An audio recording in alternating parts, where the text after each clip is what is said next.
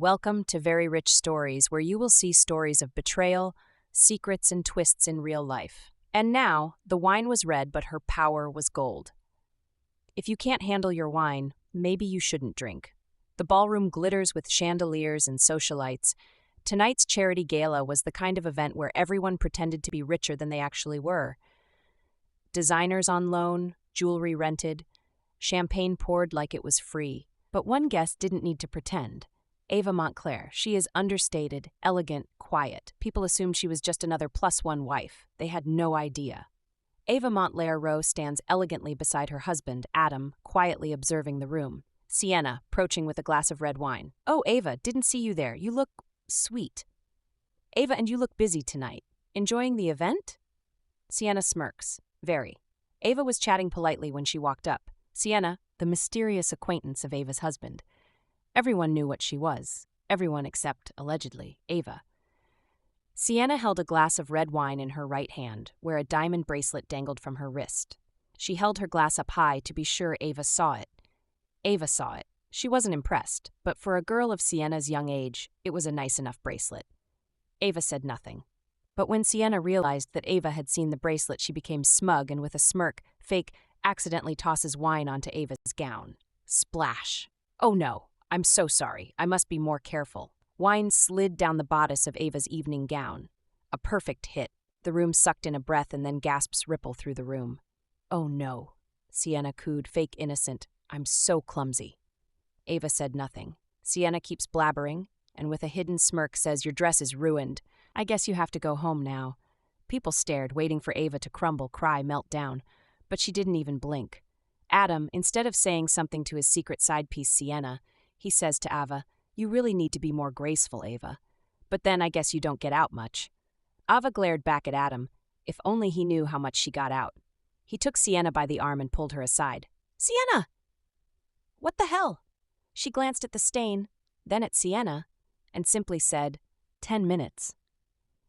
Before anyone could ask what Ava meant, the ballroom doors opened with a soft whoosh.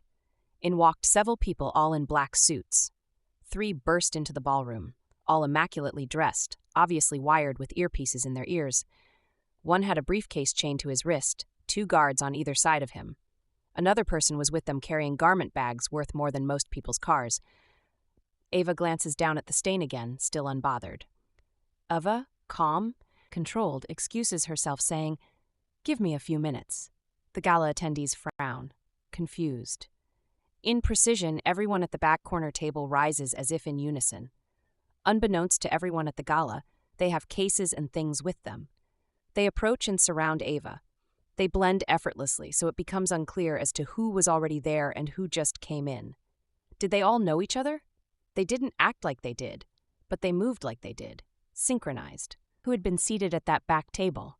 A celebrity stylist, a makeup artist, a hair technician. Sienna needed a hair magician, not Ava. She was naturally beautiful.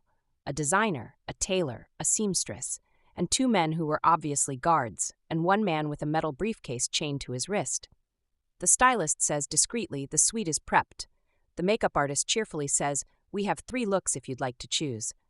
The tailor adds, but just to Ava, no one else could hear what he said, "The backup gowns are there, and I brought another in case you'd rather use that one. All tailored to your measurements." Whispers erupt. Guest number 1. Who is she? Guest number 2. Nobody brings a whole glam squad to a charity gala. Ava steps past Sienna. One of the ladies from the back table says, "Ava, the room is ready." Ava, soft smile and throwing shade on Sienna's obvious youth and tackiness, says, "Sienna, maybe you need a sippy cup. Try not to spill anything else while I'm gone. I will be back in a few." They all moved with military precision. She exits with her team. Sienna's confidence cracks. People stared even more. Whispers, confusion. Who brings a team to a gala? That entire back table. They are with her. Friends of hers? Who are they? Ava just smiled politely and walked out with them. Sienna's smirk dropped to the floor. 6 minutes later, not even 8, the doors reopened. Ava re-enters in a breathtaking couture gown, the final boss of elegance. Her diamonds are catching fire under the lights. The room falls silent. One guest is hurriedly whispering, "That looks like the Montclair vault necklace." "No, that is the necklace," says one man, with a smooth baritone voice bearing a South African accent. His face is not seen just yet, but he continues, "I'd know that piece anywhere." "Wait," exclaims another guest elsewhere in the ballroom. "Montclair? As in the Montclair Industries?" "But she is Adam Rowe's wife, Ava." "Yeah, that's Ava Rowe, the same person who just had the wine spilled on her gown." "Oh no, she was a Montclair first." Born and bred, Ava Montclair. Oh, signed another, finally understanding. She married a Rowe, and that's how her name changed. Her new gown was shimmering, a custom Paris couture piece that hadn't even been released yet. Makeup, flawless. Hair, sculpted waves. Diamonds, definitely diamonds, not cubic zirconia, but diamonds. Not rented, hers. The man with the case chained to his wrist still had the case, but it was no longer chained to him. Ava's presence, lethal. "That's the necklace," was heard again as the sound of knowing traveled across the room. "That's Adam Rowe's wife?" asked yet another. "Isn't he a billionaire?" "No, she's the heir. She is the Montclair heir." As she strode across the floor, Ava smiled, gentle but terrifyingly calm. Sienna nearly choked on her own shock. Adam doesn't hear any of this, but he stares at his wife like he's never seen her before.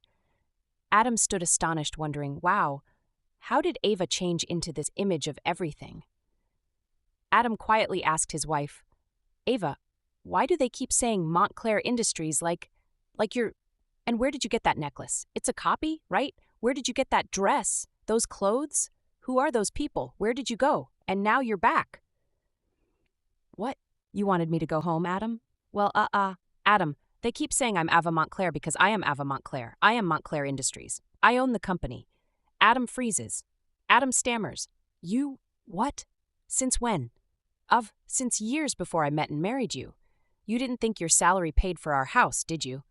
Adam looks like someone unplugged his soul. Two bodyguards step beside Ava, appearing at Ava's side like silent shadows. The first bodyguard, Lewis, says, "Ma'am, we're here for your protection. Orders from the executive board." The other leaned in. "Ma'am, anything else you require?" Ava looked past him, directly at Sienna. "No," she said lightly, "but stay close. Someone here seems clumsy." "They don't have any sippy cups in the kitchen, do they?" The guards tried to hide their smiles, and there was a soft laugh from the table. Sienna stared at the floor. Adam is now outraged, demanding to know, who are these men? The men look straight ahead and do not answer him because they don't answer to him. They answer to Ava and to the executive board. Adam keeps ranting. "Protection? Protection from what?" Ava looks at Sienna, then back at Adam. Ava then calmly speaks. "Protection from clumsy people, from people who are out of place, people who have been invited into places and spaces where they do not belong. Adam, they are here to protect me from poor decisions." Sienna wilts. The fallout. Everyone knows now. Conversations restarted, but differently. People approached her with newfound respect. Donors wanted photos, socialites wanted favors, even the event coordinator nearly bowed. Many wanted selfies. Ava obliged them all. Why not? It's her party after all. It's her place. Meanwhile, Sienna quietly disappeared into the night. Adam didn't follow Sienna or try to sneak out with her. He was enchanted by his new rich wife, whose wealth wasn't new at all, and as far as being his wife, that was yesterday's news. Well, tomorrow it certainly would be. Now the entire room knew the truth. She wasn't just the rich wife. She was the one who owned the building, the hotel, the ballroom, the convention center, Montclair Industries, and a whole lot more. The power in the room shifted, and it shifted to her. While Adam is torn between acting hurt and trying to woo his own wife and somehow make up for not only having a side piece but having her at the gala, he is making himself look like an idiot. He whispers to Ava, "Ava, I'm sorry." "About what?" she asks. "Sienna?" Ava glares at him and, "What do you mean, and?" "Sienna and how many others? Ava knows about them all. Sienna is just the latest." Ava never thought she'd marry a man who wouldn't let his marriage interfere with his dating. But there he is, a serial cheater, and seriously, she is tired of it. Her best girlfriend from college, her cousin, her niece, another young woman she was mentoring, his own secretary, and now this Sienna, wherever he got her from. It was all too much. This man cheats so much that he cheats on himself.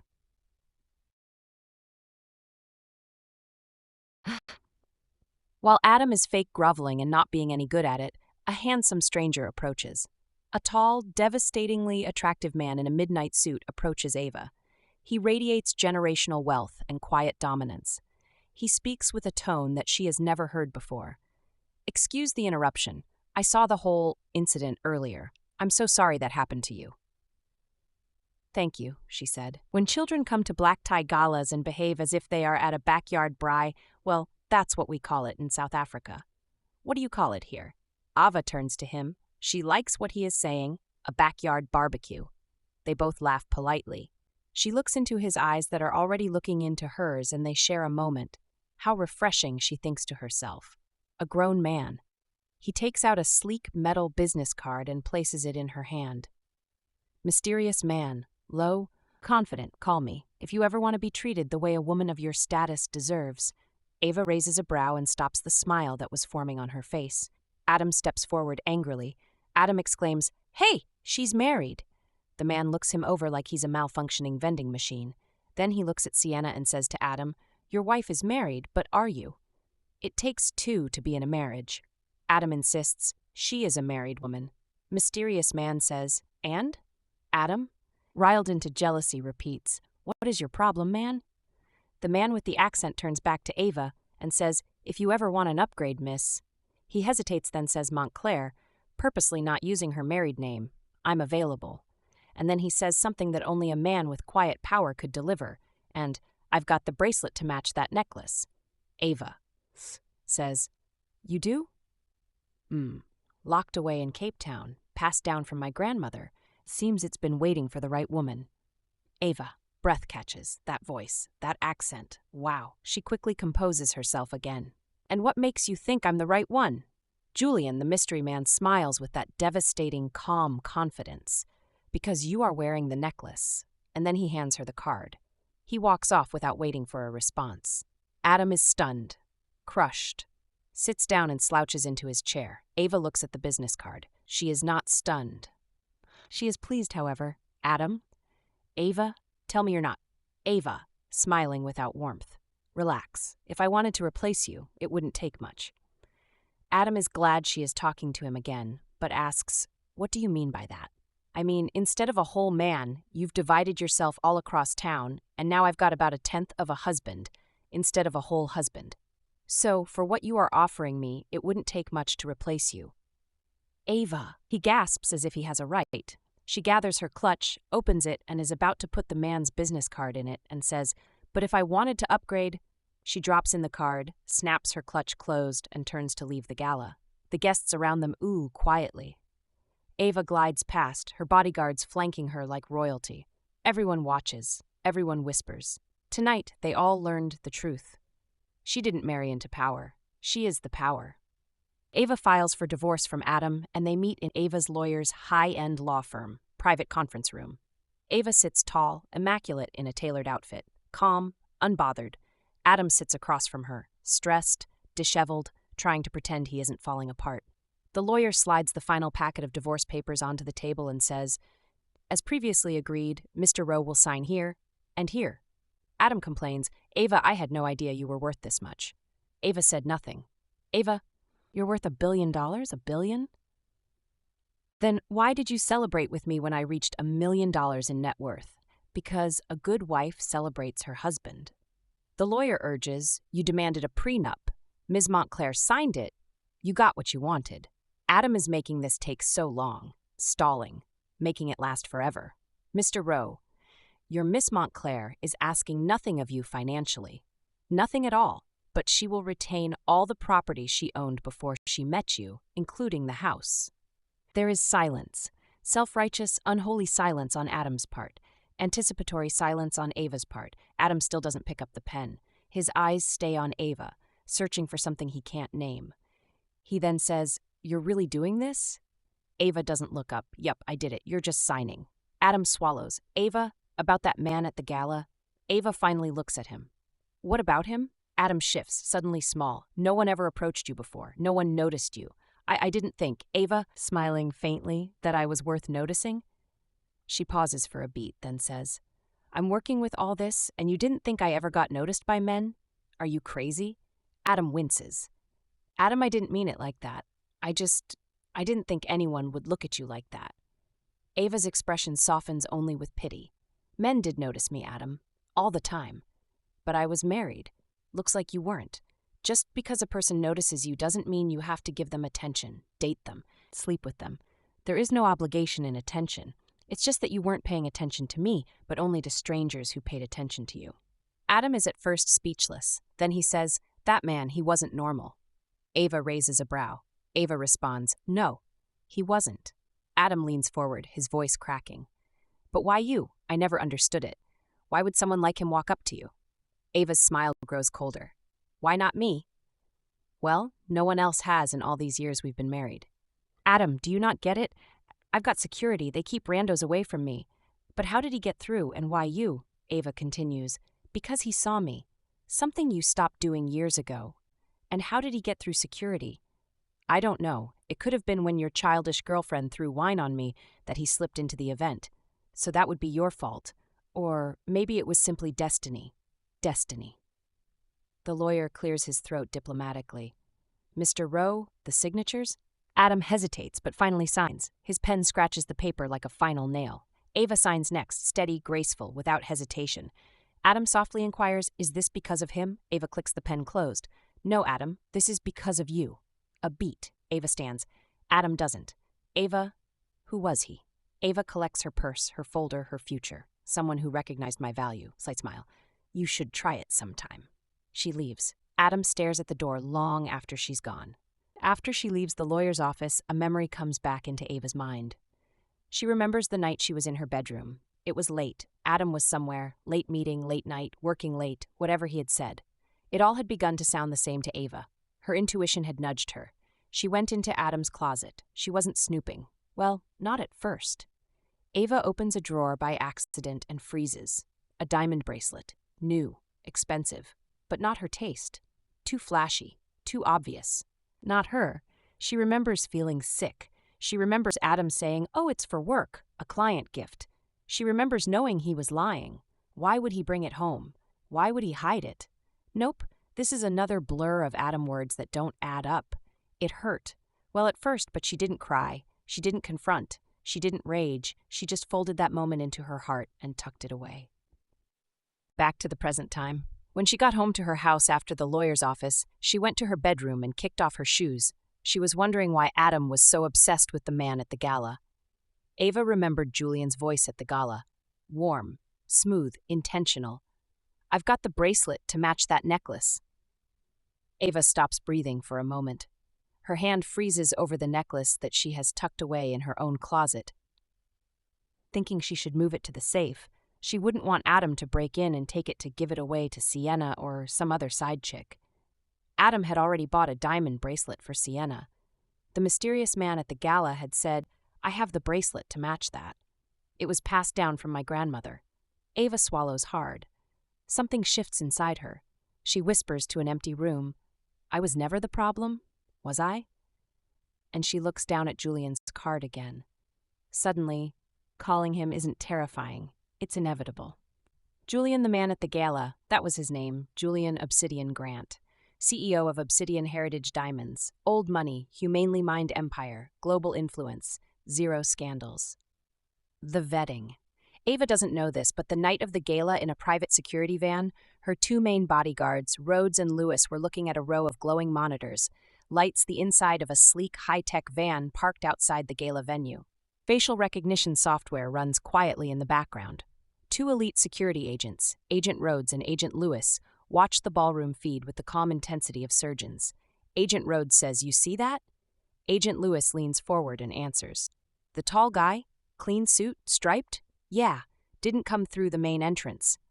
Agent Rhodes says, run him. Lewis taps a screen. The facial recognition square locks onto Julian's image.